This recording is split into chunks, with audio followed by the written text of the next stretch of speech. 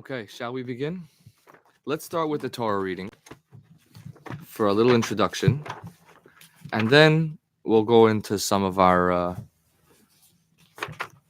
extracurricular stuff. But I want to say that the extracurricular stuff is the curriculum. You know, when you get a letter and there's a PS, one colleague of mine said, if you see a PS in a letter, you should know that the PS was the point of the whole letter. But so the extracurricular activity is really the biggest source of meaning, or not was the ultimate intention in the first place. Okay, page 859, Deuteronomy 26, verse 1.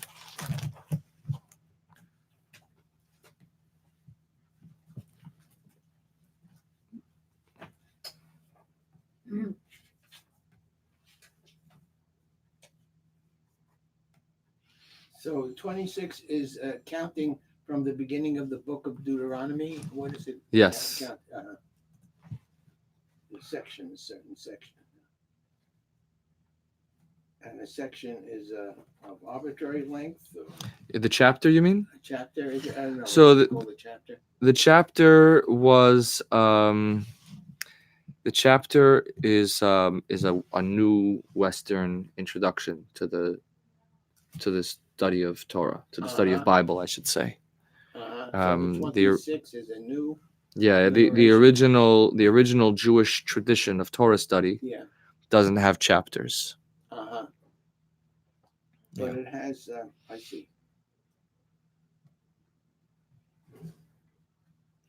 But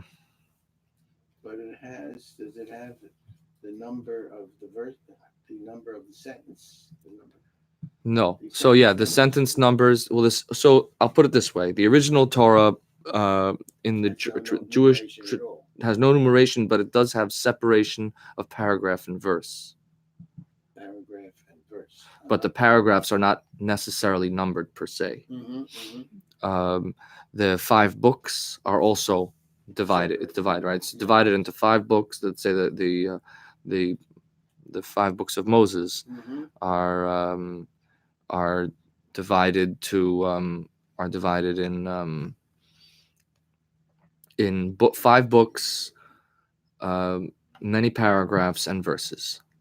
So was this separated like this to make it easier on Shabbos and Yom Tov when reading from the Torah, so people could find places and stuff? Well, no, it was really separated into chapter and verse by the Christian publishers of the Bible.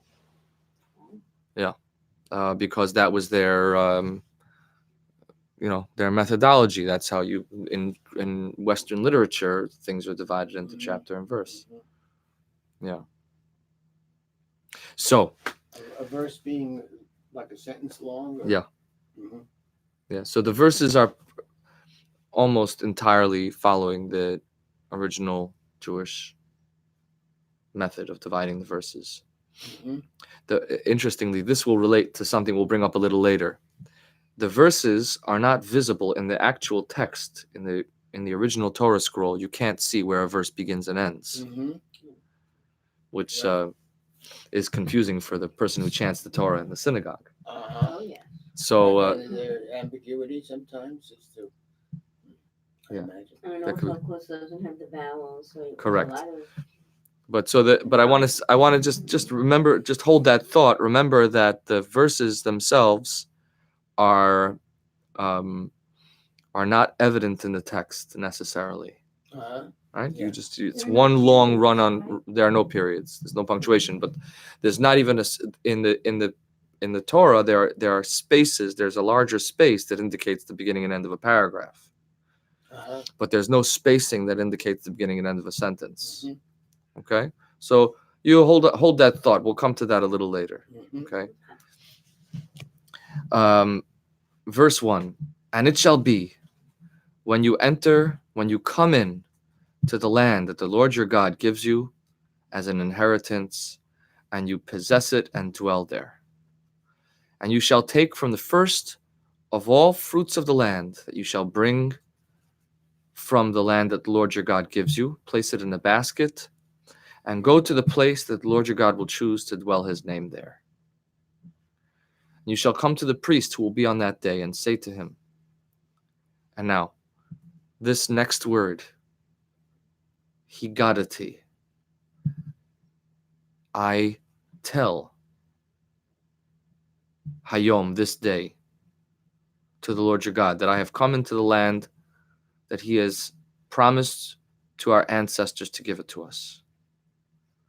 And then, so that word higadati is the same root as the word Haggadah, the Passover Haggadah. Why is that relevant? Because starting from verse 5 is the source text of the Passover service, the Passover Seder, Haggadah. And if you look at the Haggadah, the Magid of the Haggadah, the long part of the Haggadah, is basically an exposition on verse 5 through 9 or 10, through verse 8 or 9 rather. Okay, let's read it through it briefly, and then we'll go to the general idea.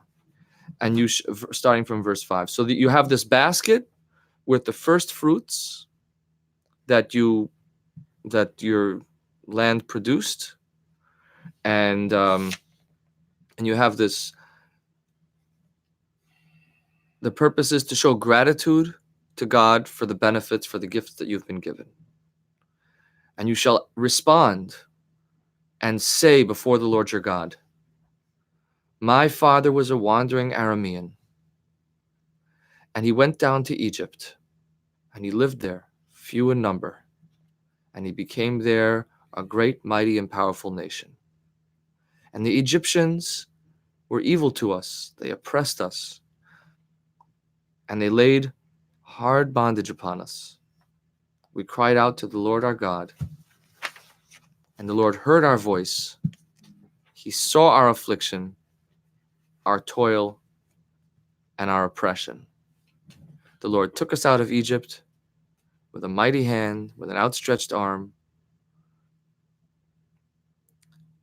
with great terror, with wonders and signs, or with signs and wonders.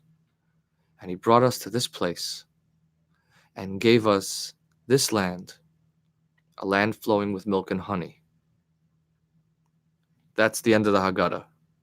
Now remember, this Yid is standing at the temple with his basket of fruits in front of the priest, and he continues, and now, behold, I have brought the first fruits of that land which God has given to me, and he shall put it down before the Lord your God, and bow down, prostrate yourself before the Lord your God, and you shall rejoice with all the goodness that the Lord your God gives you and to your house, you, the Levite, and the stranger that is in your midst. Okay? So this is a great teaching of gratitude and joy. And we understand now why this text serves as the Haggadah, because it describes the journey of our ancestors out of Egypt. The question is, why is this text in the service of the first fruits? We understand why it's in the Haggadah, but why is it in the service of the first fruits? Thankful to the land that gave us the fruit. You went back to my ancestor was a wandering Aramean, and he went down to Egypt, few in number. Right. The answer is that we have to know how to have gratitude. Yeah. Aren't you more grateful Thank you, when yeah. you see the history? Yes, of it? right. And so that's a very powerful lesson, is that we have to train ourselves. It's not simply to be grateful. There is a practice of gratitude, and there's a methodology to gratitude. And the methodology means understand as much as you can about what you're grateful for. And so don't just say thank you for this food. Spend time thinking about all of the procedure, all the ups and downs that it took to make this moment possible. Right? A person could choose to look at this terrible moment I'm in, or a person can choose to look at the long view of all my life has been up until this moment to bring me and look at all the, and you realize in this yid, in his moment of gratitude, he's recalling the worst moments of his life. Well, yeah. Or his history, his legacy. And he's saying, isn't that phenomenal? That the worst moments of his life are currently involved in his moment of greatest celebration. Well, you look at how far you came. Right. But what I think the genius of it is that not only are you enhancing your moment of gratitude right now by understanding more of what it took to get you here, you're also transforming your former moment of pain into a catalyst for gratitude. So this is the point number one. Okay.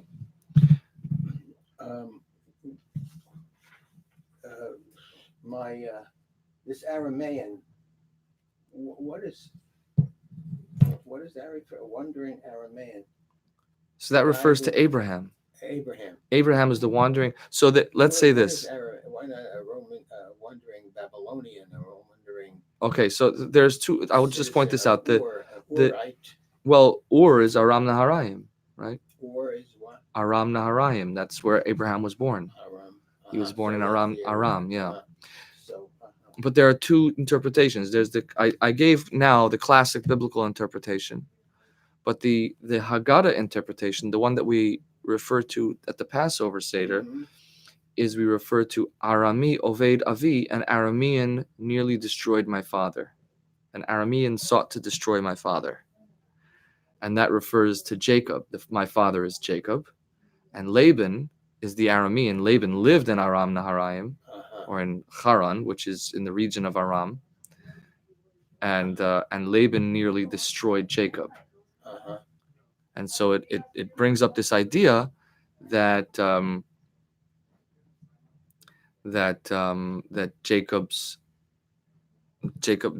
everything was nearly gone,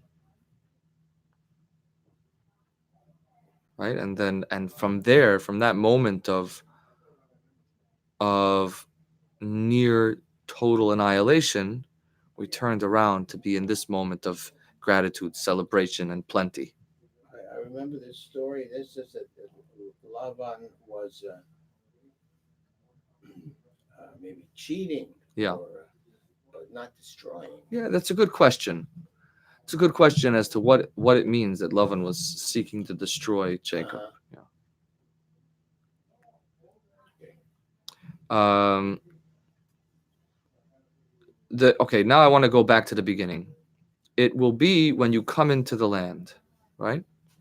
So there's a halachic interpretation of this, meaning a legal reading of this. What is the protocol this is not a suggestion, right? The Torah is not a suggestion. This is an obligation that every Jewish farmer is obligated to bring his first fruits. And so there will necessarily be rules and procedures about how this is done. The first rule about how this is done is that it shall be when you come into the land. And so when you come into the land, means that you have to the land of Israel must be fully possessed by the Jewish people in order to be able to activate this procedure, this process of the Bikurim.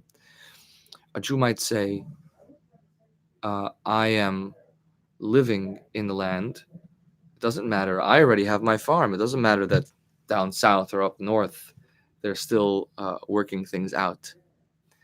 No, the entire nation has to be. And so the words, when you come into the land, means when you enter fully into the land. And this means that I cannot be fully in the land if the entire Jewish people is not fully in the land. And the point is that I have to be fully into it, be fully invested into it in order to be able to fulfill this process of bringing the first fruits correctly. And this brings me to our topic of the revolutionary teachings of the Ba'al Shem Tov. Today, the 18th of Elul, is the birthday of the Ba'al Shem Tov, who is the founder of the Hasidic movement. It's also the birthday of the Ba'al HaTanya, who was the founder of the branch of the Hasidic movement called Chabad. Both of their birthdays are today. And so this teaching, when you come into the land fully, typifies their approach to life as a whole, which of course means that it'll explain their approach to Judaism, which is that a person needs to be fully into it. They have to be all in. And only when you're all in can you truly experience the gratitude that we're talking about. Our service of Hashem, which is the essential meaning and purpose of our life, requires a sense of all-inness. It's not something that I do, it's something that I am fully. Now, and this was essentially the principle of Hasidic teaching, which is to help to show us how I can be fully in. Okay. Joy was, so what do you mean it's not Hasidic teaching? That's Pirkei Avos, It's the ethics of the fathers. It's, Mishnah. It's classic Jewish. Of course, it's classic Jewish teaching, but sometimes we don't notice the classic Jewish teachings, or we don't emphasize them. And ultimately, everything is in emphasis. Going back to the point about the sentences, right? A sentence is not an actual thing. A sentence is only in the mind. And the way you divide a sentence, the words are exactly on the page, but the dividing of the sentence is all about your intention. As a matter of fact, in speech, even the division of words are not a reality. If you hear, we think that we speak in words, but we don't speak in words. We speak in phrases. If you hear a language that you don't understand, you don't know where a word begins and ends. All you hear are phrases. I said 5 words at once. It sounds in one breath. I said it without stopping. We don't have the division of word, but because we understand the language, it's obvious to us that the words are divided as such, but they aren't. I couldn't, if you had never heard a language that you didn't understand, it would be very hard for you to grasp this idea that words are not words if you had never seen words on a page, because we're so stuck in this paradigm of words that we hear the breaks when there are no breaks. But it's all about emphasis and intention. So Hasidic movement is not bringing new ideas. It's showing us where the breaks between the words are. It's showing us where the sentences are. It's helping us look at it in the right way, to see what was always there, but we just didn't pay attention to it.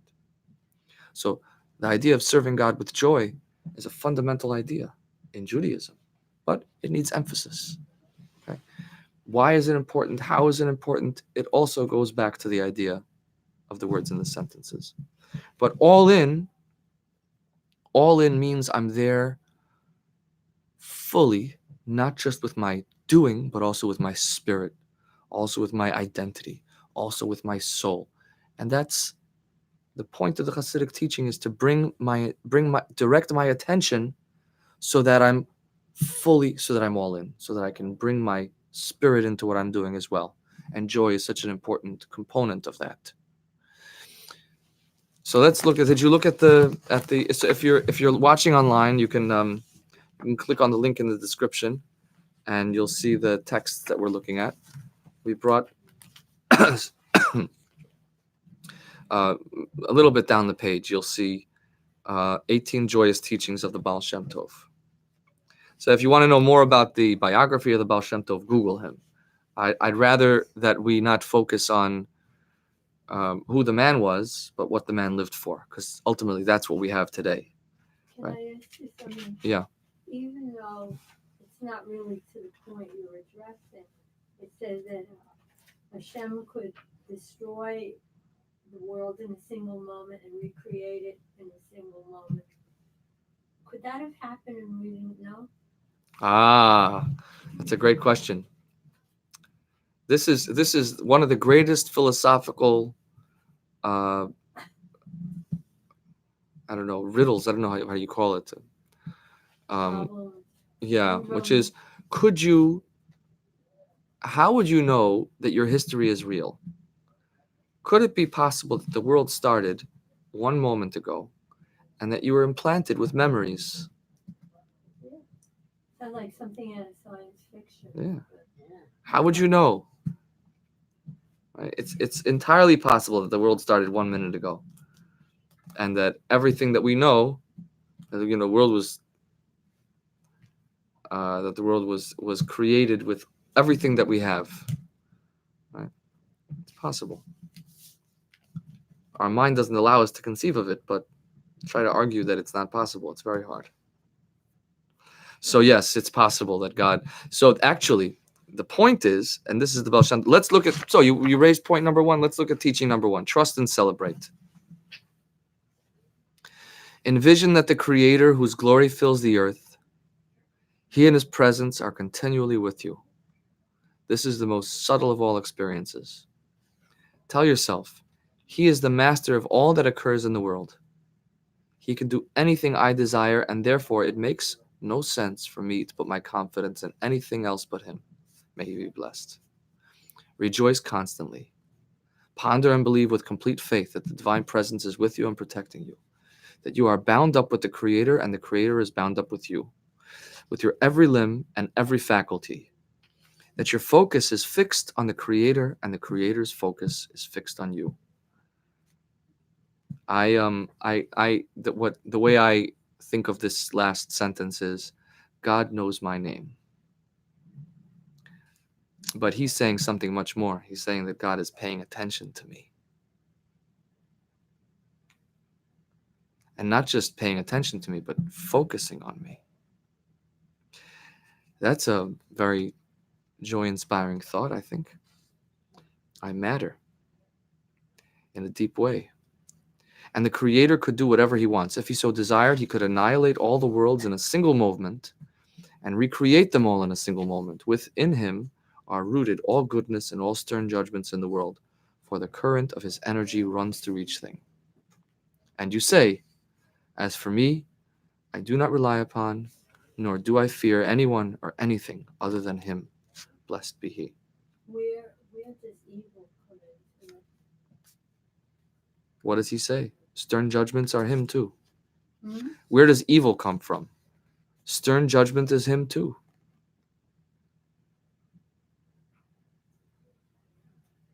That's a problem, right? Okay. I know. Immediately you think about the Holocaust, right? Okay.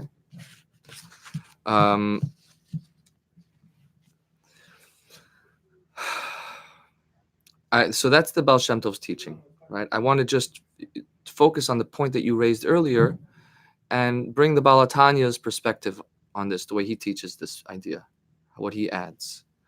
So this idea that God could annihilate all the worlds in a single moment and recreate them all in a single moment, the Ba'al HaTanya explains that God is doing that on a constant basis.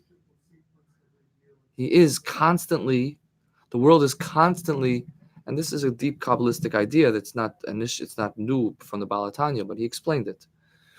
Who was the Ba'al HaTanya? The Ba'al HaTanya, the Reb Shneur Zalman of Liadi, the first Rebbe of Chabad. The Rabbi Shneur Zalman of Liadi, the first Rebbe of Chabad. Yeah.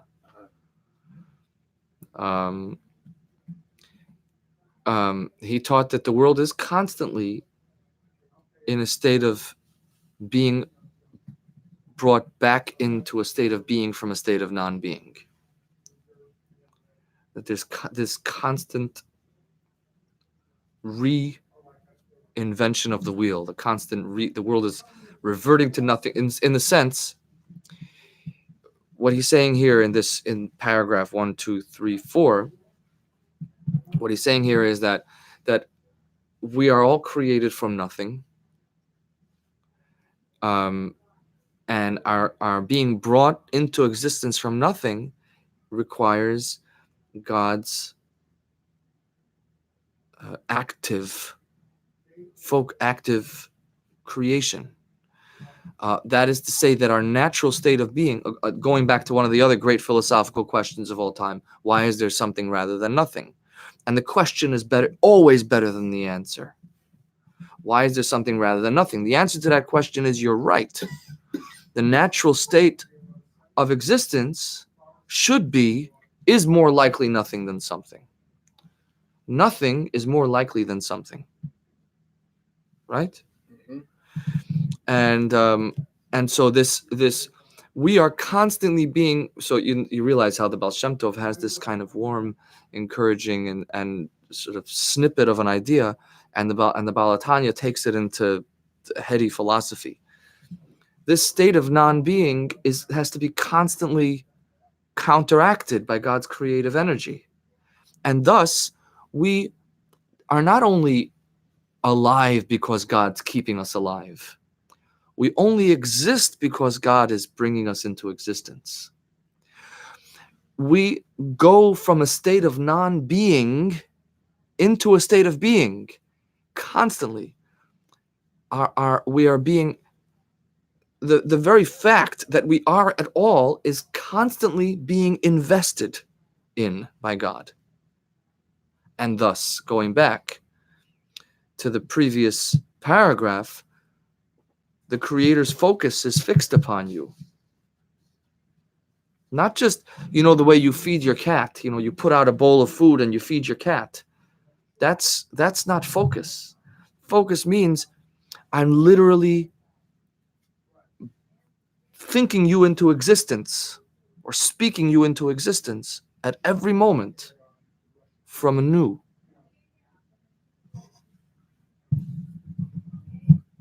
What was that last phrase? From the what? From new. From new. I don't think that's correct English, but you get my point. Yeah. No, I didn't. My hearing, even though I have my hearing aids today, which I don't always have, they still are not completely. That's God too. Uh-huh. That's God too. What's God too? Your hearing. Uh-huh. So when I'm bound up with the Creator and the Creator is bound up with me, that means that my very being. Then why does Hashem make life so difficult for the Jewish people? Why does God make life so difficult for the Jewish people? Somebody once said, when your neighbor loses his job, it's a recession. When I lose my job, it's a depression. Why is there stern judgment? Yeah. Why is there things that we perceive as evil in this world?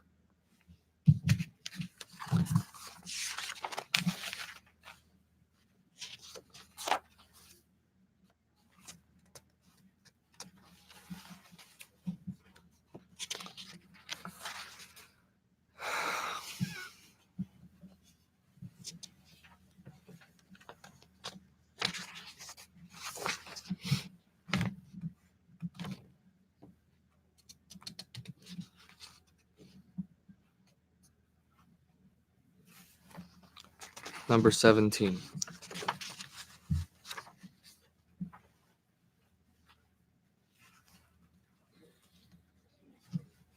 Let's look at number 17 and 18. Okay.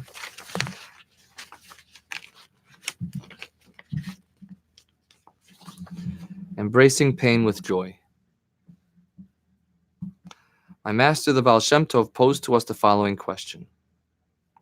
God commands us in his Torah to love him. What benefit does he gain from our love for us, tiny? What does he gain from our love for him, us tiny creatures? If you would have love for a great and mighty king, what difference would that make to the king? Then I heard from him this wondrous explanation. The reason there is suffering and tribulation in this world is because the world was created through strict judgment, meaning through a restriction of light that is called tzimtzum, restriction. These troubles are therefore like a body to the soul and to the spiritual life within them, restricting the expression of light as the body restricts the soul.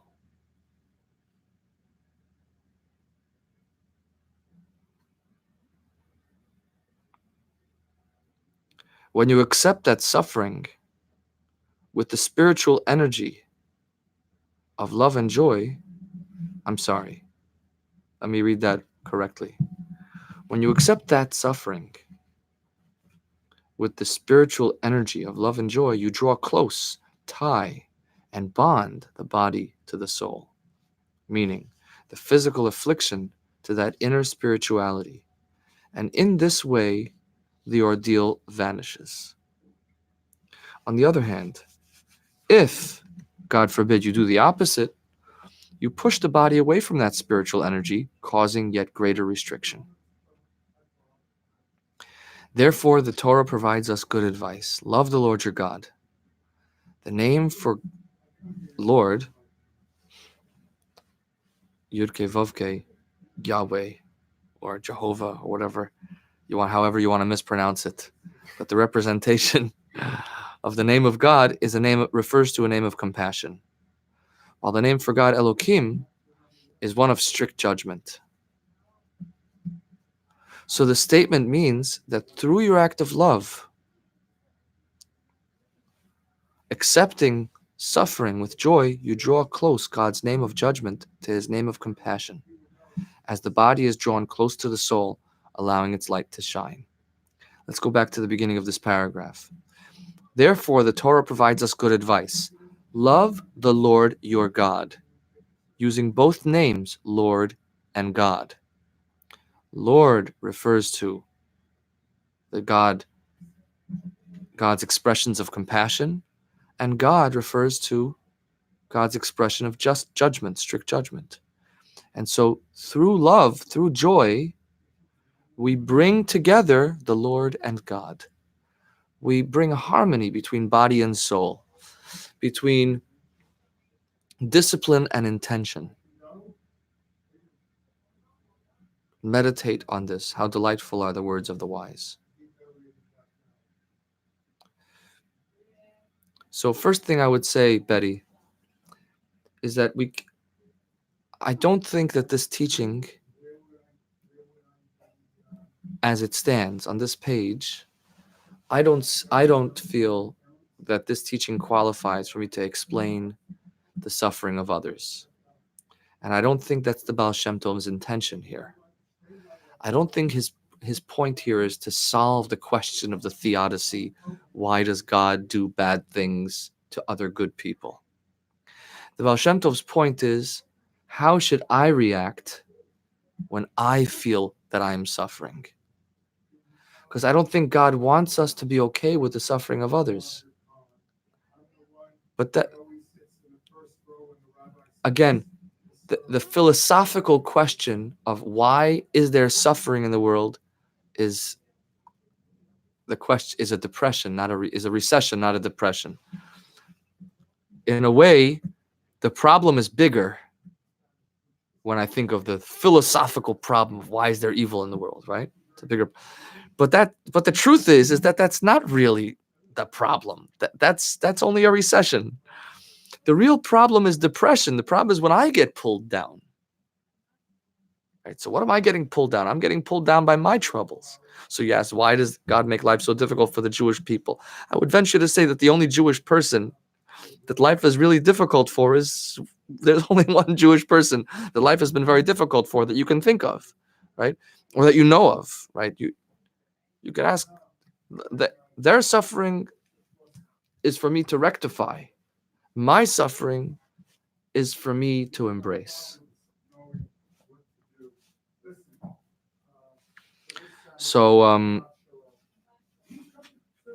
the point that here, let's look at this again. I think it's a wondrous idea. So again, this is the Ba'al Shem Tov's teaching that the reason that there is, back to the first paragraph on the top of the page here, the reason there is suffering and tribulation in this world is because the world was created through strict judgment, meaning through a restriction of the light that is called Tzimtzum. So now we're talking about, again, it's the birthday of both the Ba'al Shem Tov and the Ba'al HaTanya, so I'll bring in the way the Ba'al HaTanya explains this teaching.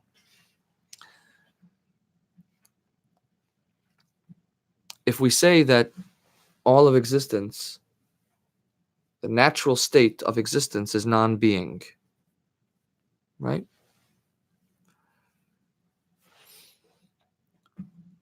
Lurianic Kabbalah teaches that in the beginning, the first thing that God had to do was begin to be. Not that God himself should begin to be, because God is in a way that's different than everything else, but that God should reveal the light, which is of course metaphoric words. We don't mean literally light. But the idea is an emanate his great light, which is in a sense going from a state of being to a state of manifest being, right? But this is described in Kabbalistic literature, in Hasidic teaching, as the infinite light of God, which is the beginning of all. The first manifestation of God's presence is infinity. And then there has to be the idea, the introduction of specificity, of finitude into that infinity. The Ba'al HaTanya teaches a phenomenal idea. What is the nature of our individual space in the infinite atomic soup of the universe? There are two general ideas, two general schools of thought as to how to understand what is the nature of me. One approach is that God created individuals. God created individual beings. This is not the Hasidic teaching. The Hasidic teaching is that God created the world in words. That is, the entire universe is one phrase, is one atomic soup. And the division, the specificity, the individualism that's in this world is in our minds. In our minds, in the way that the individual words divide up. This is my understanding of the Ba'al HaTanya's teaching. I'll tell you the way the Ba'al HaTanya says it. The Ba'al HaTanya says, if a teacher, this is a bit of a trip because it's like the story within the story about the story that you're telling within the story. So if a teacher wants to explain something to his student, so he might bring a parable to bring his point across. Right? So he tells a random story about a peasant, I don't know, right? When he's really talking about God, let's say. Right? Brings a story about a peasant and a king, right? Let's say, and he's trying to talk about the relationship between the person and God, or something like this. And the student wonders, what is my teacher talking about? So in the end, the student will come to understand that this parable. Let's say the student doesn't get to the end; he falls asleep at the end of the class. He doesn't hear. So I don't know what the teacher was talking about. Peasants, kings. I came to learn about God, and he's talking about peasants and kings. The student is listening to the parable and hears peasants and kings. The teacher who's teaching the teaching knows the explanation of the parable. And so for the teacher, there was never any concealment. This is not a concealment that has to be explained. Meaning, for the student, we'll have to come to an explanation. At the end, after I finish the parable, I'll explain to you, this is what I meant by the parable. This is the explanation of the parable. And now you'll understand how you understand God now through my parable. Right? So now it comes back and he understands, oh, that's what the parable meant. That's the student. But the teacher, there was never any concealment at all. The parable was teaching. The parable wasn't a departure from teaching. The parable itself is teaching. In the way that when you hear a foreign language, so this is how, going back to my explanation on it. Now let me give you a parable to explain to you how I understand this teaching, right? So when you hear a foreign language, all you hear is an alphabet soup. You hear just a bunch of words, right? And then the person will explain to you, no, this word ends here and it means this, and this word ends here and it means that, and this word ends here and then it means that. Then you hear it, and then you hear the individual words. Oh, now I get it. But for the person who was speaking, there was never any gibberish. It was always making sense. And so the idea is that but the point is that our individualism is nothing more than the division of the gibberish, is nothing more than the introduction of perspective into this massive atomic soup in which all of us exist. Well, where do I begin and you end? So there is a reality here and now that's infinite. Right? There's a reality that we live in which is truly infinite.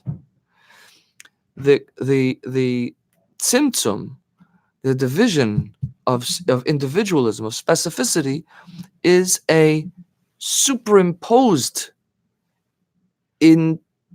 it's in our minds. And therefore we really truly are all one. That's what it sounds like in Buddhism or something. Maybe I'm Buddhism. not sure, Sorry, say that because I again. never studied. But Betty wants to know if what I'm talking about sounds like Buddhism. Oh, Buddhism, yes. I So don't know. we truly are all one, but we couldn't be who we are without this idea of tzimtzum, without the idea of concealing the divine light. But remember, two things. The truth is, I went off into a completely other topic here. I'm explaining how the tzimtzum is not real, right? And how it's really only how the concealment is only a introduction of a division, of a partition that isn't actual. It's only in our minds, right? And so that is where I begin and you end, where I end and you begin, is only a construct that we have in our mind. But in reality, when God looks at it, he sees it all as one infinity.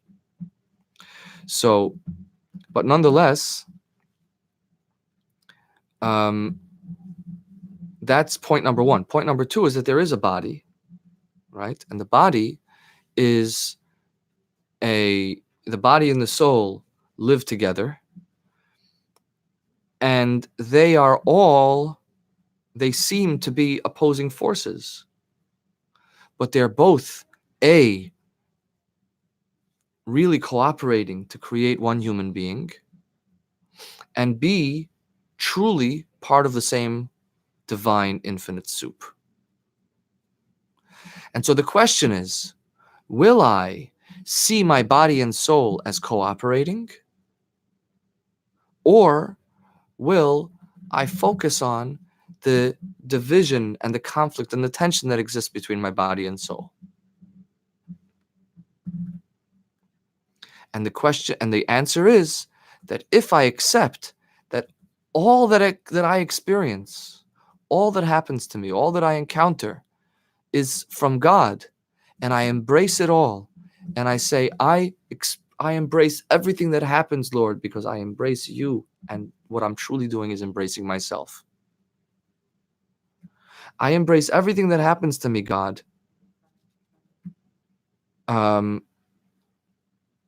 By doing that, I draw close God's name of judgment to his name of compassion, as the body is drawn close to the soul, allowing its light to shine. I do away with the tension and the conflict that I have within me. And I realize that the only way I could ever exist is through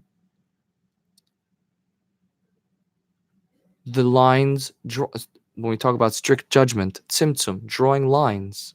The only way that I could ever exist as a body and a soul is with the drawing of lines. But the drawing of lines are also part of God. Now, I experience the drawing of lines sometimes as brick walls. That's suffering. when I hit a brick wall, when I reach the edge of my abilities, or when I reach the edge of my coping abilities. And so that's all about reaching my limit. But the limit is the limit has its source in God's strict judgment, which is the drawing of lines, the forming of individuals. And therefore, it's really all God. And yet, it is what makes it possible for me to exist at all. The drawing of lines is what makes it possible for me to be me. Okay, so let's not forget that even though we exist in an infinite divine soup, we also are, the name Elohim, strict judgment, is real. And that God has drawn lines between words. And even though there is a reality that says that it's all one divine soup, there is also reality that says that this word begins here and ends here. Okay? But it's all God. And the reality in which I exist requires the drawing of lines. So that's, let's read it again. You with me? Number 17. The reason there is suffering and tribulation in this world is because the world was created through strict judgment, meaning through a restriction of light that is called tzimtzum. These troubles are like a body to the soul and to the spiritual life within them, restricting the expression of that light as the body restricts the soul. When you accept that suffering with spiritual energy of love and joy, you draw close, tie and bond the body to the soul, the physical affliction to the inner spirituality, and in this way the ordeal vanishes because I realize that it's all one.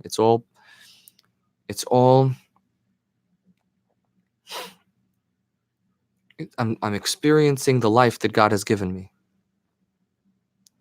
If, on the other hand, God forbid, you do the opposite, you push the body away from that spiritual energy, causing yet greater restriction. You make the lines more firmly drawn. Therefore, the Torah provides us good advice. Love the Lord your God. The name for the Lord is a name of compassion, while the name for God, Elohim, is one of strict judgment. So the statement means that through your act of love, accepting suffering with joy, you draw close God's name of judgment to his name of compassion, as the body is drawn close to the soul, allowing its light to shine.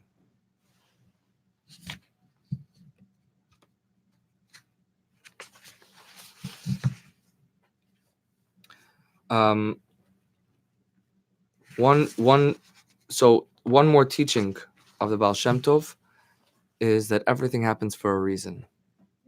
This is one of the, it's a phenomenal thing, you know, that everything happens for a reason is a teaching of the Ba'al Shem Tov that has gone into the ends of the earth. There was a time when people didn't believe that everything happens for a reason. It's a Jewish Hasidic teaching that everything happens for a reason. But we underestimate how intensely the Ba'al Shem Tov meant it when he said that everything happens for a reason. The Alter Rebbe explains that the Ba'al HaTanya explains that when the Ba'al Shem Tov said everything happens for a reason, he meant it in the way that God's intense focus, the reason for everything that happens is God's intense focus, is God, the fullness of God's intention, and the deepest wells of God's will. That everything that happens is something that really matters to God. It didn't just happen for a reason. The reason is because it matters to God. That's the reason for which it happens.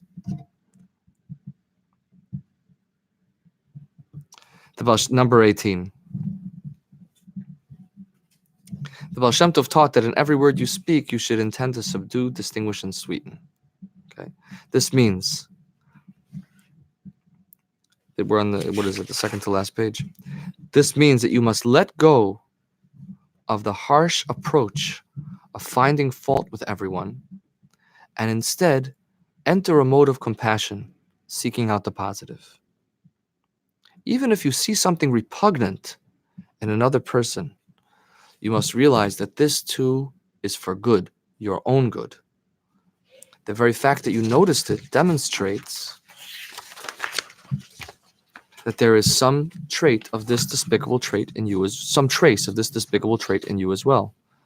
And now you can repent from even the thought of it. If so, this is all for your own good. If you were alone in the world, you would think that you were pious.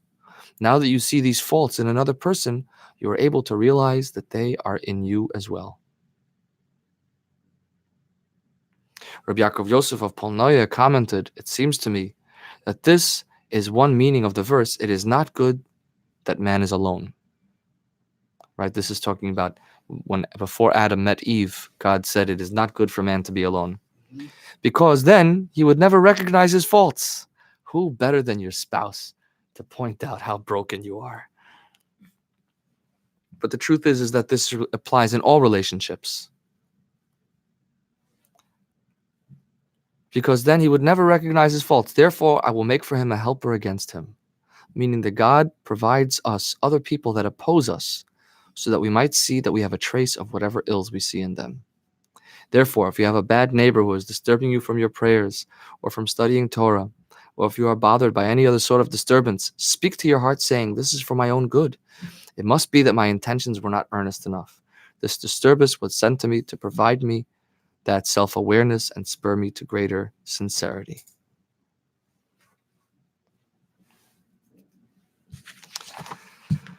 So,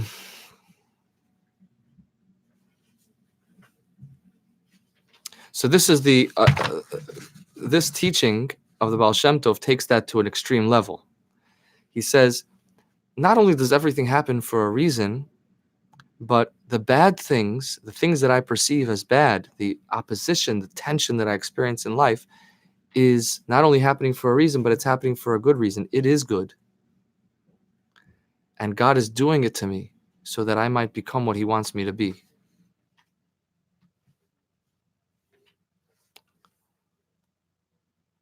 The Ba'al Shem Tov taught that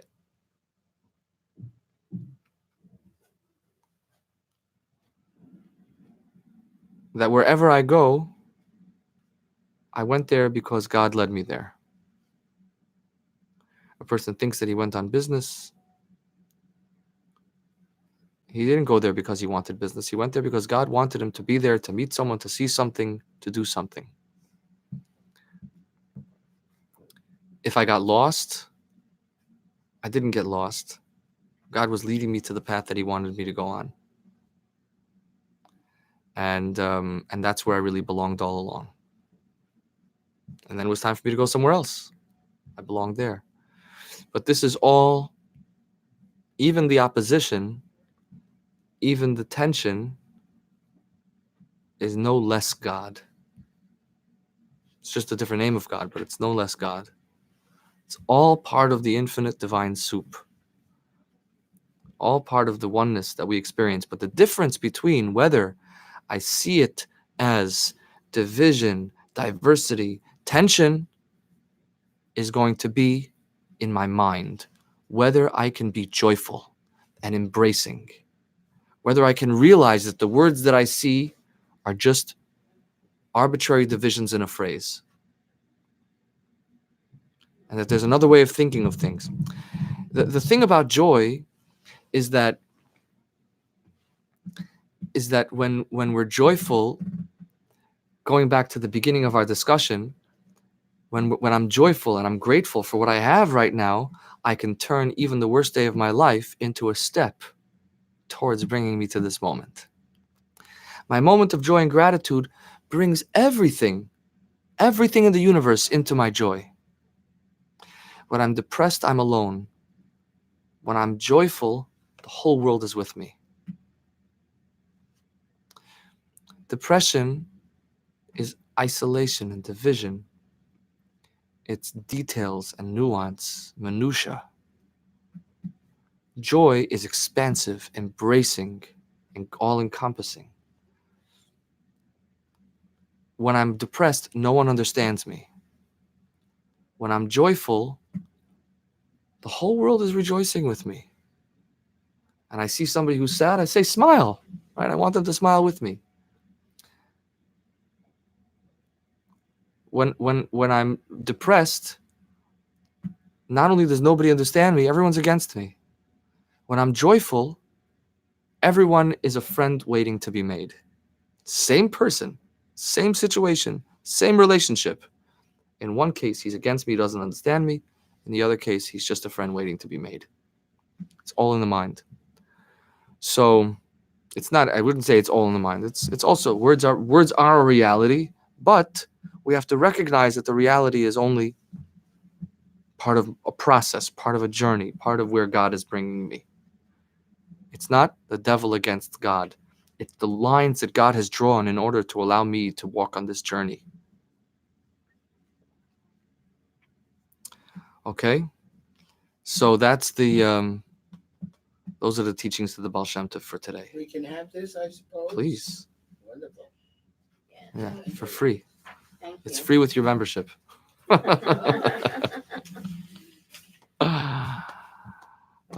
Tata.